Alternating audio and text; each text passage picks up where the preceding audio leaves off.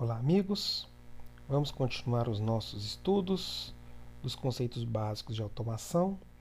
Relembrando que na aula passada nós conhecemos um pouco da história da automação, conhecemos o que é uma lógica de relés, ou seja, um pouco de história. Agora nós estamos na década de 50, onde aconteceu uma invenção revolucionária, o transistor. O transistor, durante a Segunda Guerra Mundial, todos os centros de pesquisa de todo o mundo disputavam uma corrida em busca de tecnologias, objetivando o aperfeiçoamento das técnicas de espionagem, comunicação, armas bélicas e a temida bomba atômica. Ou seja, todo o mundo buscava tecnologia para desenvolver tudo isso aqui. Ou seja, a Segunda Guerra Mundial trouxe, se é que teve alguma coisa de bom, foi isso aqui, pessoal. Foi a busca muito grande por aperfeiçoamento de técnicas e de tecnologias. Então, com o fim da Segunda Guerra, os estudos tecnológicos eles continuaram. Por quê? Com o fim da Segunda Guerra, iniciou-se a Guerra Fria, que foi aquela disputa entre Estados Unidos e União Soviética pelo domínio do mundo.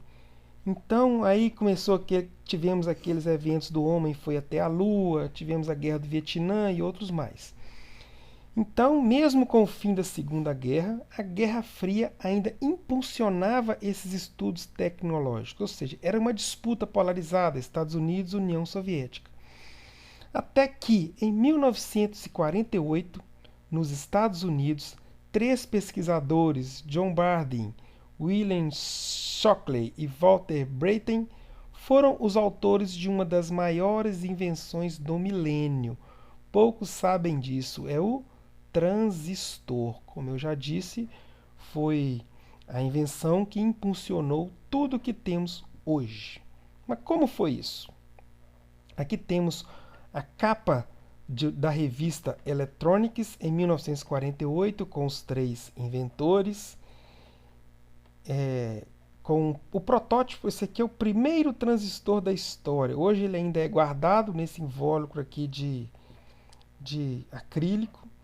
Então, temos aqui o nosso primeiro transistor. E em 1956, eles ganharam o Prêmio Nobel de Física, dado esse grande avanço. Muitos não têm a noção da importância desta invenção para o mundo atual. Então, tivemos a invenção do transistor, ele começou a ser comercializado e ele impulsionou um avanço tecnológico, a modernização dos equipamentos e deu início à computação moderna. Então, os transistores eles impulsionaram o início dos controles utilizando placas eletrônicas e gradativamente foram substituindo os relés, a lógica de relés. Só que isso aqui não parou. A partir daí, os transistores ficaram cada vez menores e consumindo cada vez menos energia.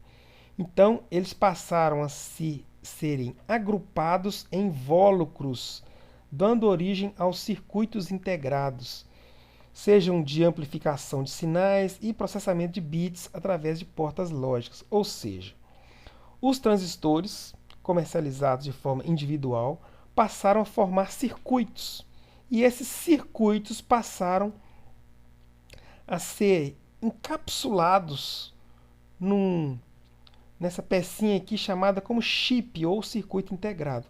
Temos esse exemplo aqui, ó. Isso aqui vocês conhecem lá da eletrônica digital, isso aqui é uma porta AND. Então temos aqui nesse chip 4 portas AND. Sabemos que uma porta AND é uma lógica parecida com a lógica de relés, né? 2 contatos de relés em série, você precisa que os 2 estejam com o contato fechado para você ter uma saída em 1. E a lógica da AND é dois contatos em série. Então aqui já podemos fazer uma lógicazinha semelhante à lógica de relés, utilizando esse chip de portas AND ou porta E. Então, os transistores cada vez menores passaram a ser agrupados em circuitos e sendo encapsulados no invólucro em forma de circuitos integrados. E o desenvolvimento da tecnologia dos circuitos integrados possibilitou uma nova geração de controle. Os CIs são muito menores, rápidos e têm uma vida útil muito grande. Nos sistemas que utilizam relés e CIs, a lógica de controle é definida permanentemente pela ligação elétrica. Então, passaram a ser fáceis de implementar, mas o trabalho de alterar a sua lógica é muito difícil e demorado. Então, lembrando que os circuitos integrados, ele tem um circuito fixo aqui, não tem como você mudar isso aqui não. Então, uma combinação de circuitos integrados te daria, no final, um circuito utilizando toda essa combinação de circuitos integrados. Da mesma forma que se faziam com os relés. A diferença é pelo tamanho. Tamanho do relé, tamanho de um circuito integrado. Mas tudo isso começou a mudar em 1971, quando foi criado o primeiro processador, o Intel 4004, que tinha 2.300 transistores. Olha só, um chipzinho desse tamanho com 2.300 transistores.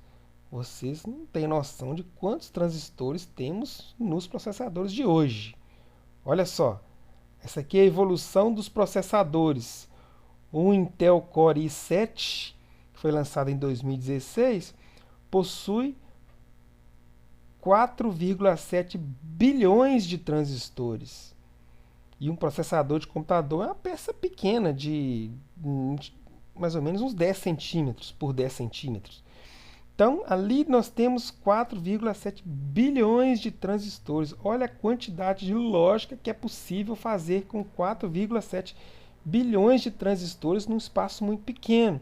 E o legal do processador é que ele é programável. Não é igual esse aqui, ó, que é fixo, não tem como mudar. Esse aqui passou a ser programável. Por isso que tivemos um avanço muito grande com a invenção dos processadores. Então, aproveitando essa invenção dos processadores na década de 70, iniciou-se os primeiros computadores comerciais. Começaram a ser utilizados como controladores nos sistemas de grande porte. Então, devido ao fato de o computador ser programável, ele proporcionou uma grande vantagem em comparação com a lógica por ligações elétricas utilizada em sistemas com relés e CIs, ou seja, ele é programável. Olha só que interessante. Então, no entanto, os primeiros computadores eram grandes, caros, difíceis de programar e muito sensível à utilização em ambientes hostis, né, que são encontrados em muitas plantas industriais. Quando eu falo ambientes hostis, ambientes com poeira, muito calor, produtos químicos. Então, essa é a história do início da utilização dos processadores na indústria. E também tudo começou a mudar quando os processadores começaram a ser utilizados nesse equipamento aqui, ó. O PLC, Controlador Lógico Programável. Então, o que é um PLC ou CLP? Controlador Lógico Programável, em português CLP e em inglês PLC. Foi desenvolvido a partir de uma demanda existente na indústria automobilística norte-americana. A indústria automobilística, ela exige muito de uma lógica de bits. Então, o PLC surgiu na indústria automobilística. Inicialmente foram aplicados na Hydronic Division da General Motors em 1968, ainda com os antecessores dos processadores. Mas devido à grande dificuldade de mudar a lógica de controle de painéis de comando, a cada mudança na linha de montagem essas mudanças implicavam em altos gastos de tempo e dinheiro. Então, a partir daí, os PLCs foram se desenvolvendo cada vez mais e hoje temos PLCs com grande capacidade de processamento, em que tornou-se hoje obrigatório, mandatório nas empresas. Então, o PLC hoje, o custo é bem acessível, a facilidade de programação é muito grande e a capacidade de processamento muito grande. Então, o PLC trabalhando juntamente com o sistema chamado sistema supervisório, torna-se um equipamento automatizado muito utilizado em nossos processos. Ok? Até mais, pessoal.